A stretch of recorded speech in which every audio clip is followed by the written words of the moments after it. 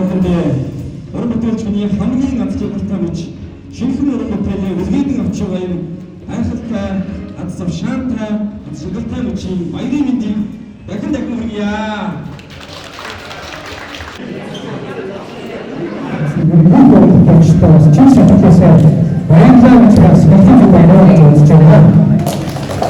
Хүнийг хайрлахаа болцсон зөвхөн өөрийгөө боддог болсон. Яг энэ үед бол яг энэ хүний сэтгэлд юм ихээр маш нандин кино болсон байна. Тэгээ баярлалаа. Давхар их аавыгаа их саналаа. Аавыг их богдогдуулсан, их сайхан ухаарл харсан кино байна. Бүгдэнд нь амжилт хүсье, баярлалаа.